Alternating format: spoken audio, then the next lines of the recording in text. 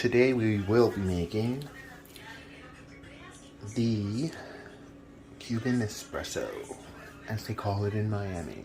My name is Andres, and today we will be making Cuban espresso. We want to begin by getting the coffee.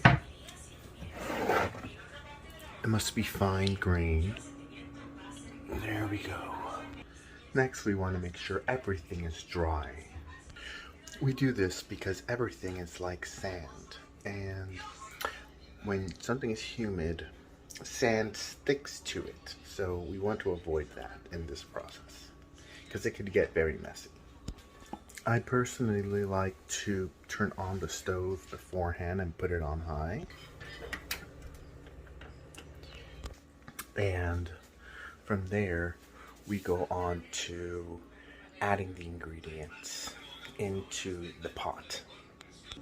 I also like to turn on the tea kettle beforehand to boil the water beforehand. And now we wait. Now I do this all beforehand because I like to be able to just go right through the process uninterrupted. If you do it like me, you'll need one of these, unless you have ice cans. You must set the little pot on top of it. Our warmer is warm. Boiled water is almost done, and you will hear the click. There we go. Now, the way that I was taught is you want to put the water to fill right up to that little circle, like halfway through that circle where that little circle is at. See that little circle inside that circle?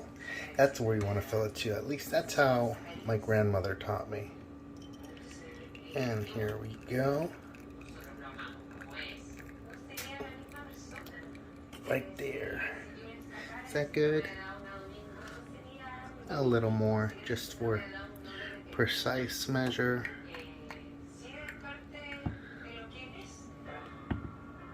A little more.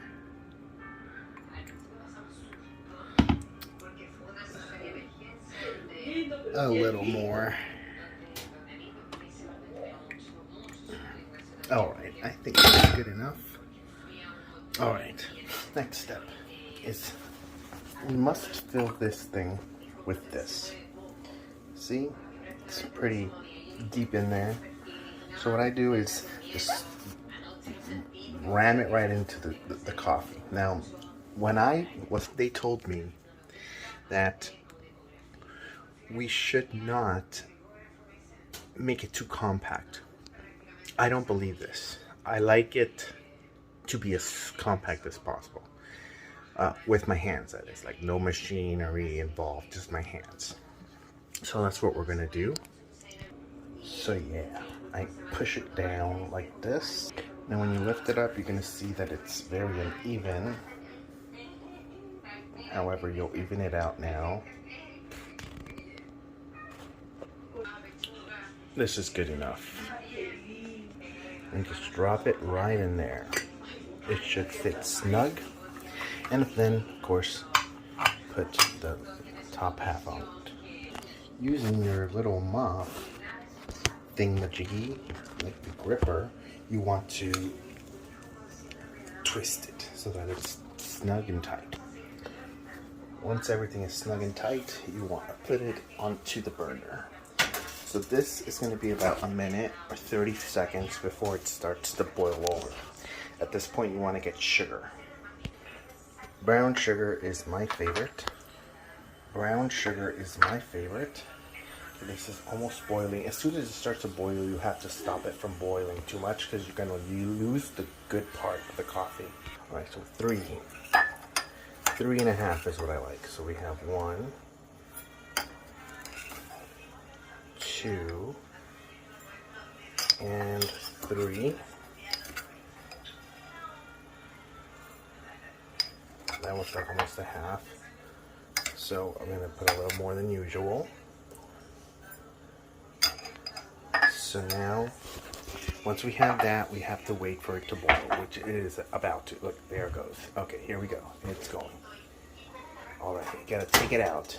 Make sure that it doesn't do this too much. You see that part? That's the good part of the coffee. This is like the deep, dark part of the coffee. Using that deep dark, you want to put it into the sugar just a little bit to kind of give it some wetness. And this is the most violent part of making coffee.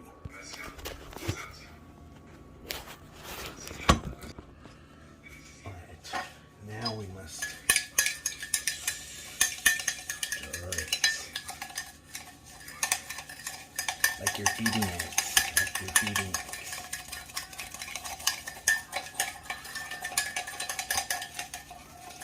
Make sure you don't put the coffee back into the burner. We want it to make sure that it still doesn't use up all of the deep dark part of the coffee yet. Now depending on how rich we want it to be, you want to make sure how many times you're going to end up doing this. Now it's become like, you can see like a very brown, kind of consistent goo. That's what you're looking for. Alright, so this is, I'm going to do this about twice. So here you can see there is still a lot of that deep dark coffee. Well, we're going to add more to this. How much more? Plenty. The thing with coffee is it'll look like it's watery and that there's no hope for it to become consistent, which is actually very wrong.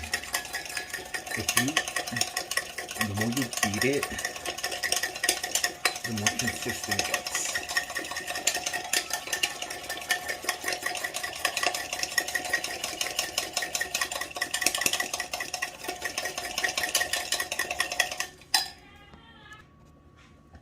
You can see it's like very watery right now. Well, it's still a little more consistent, but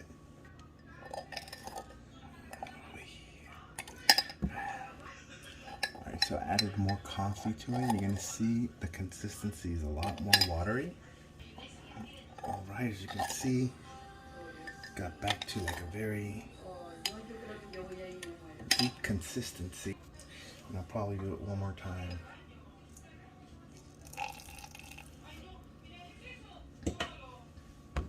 Next, it goes back into the base and let the rest of the water just pour out. And this is like a very frothy.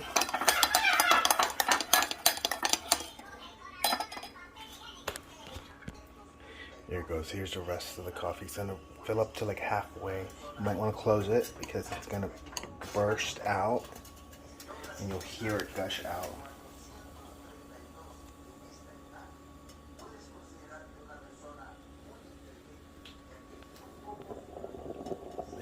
Gushing out, and then turn it off.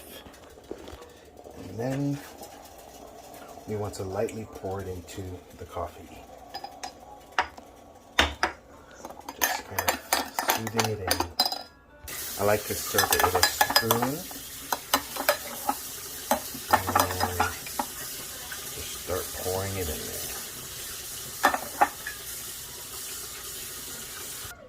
there. Done. And that's it. That's how you make the perfect espresso.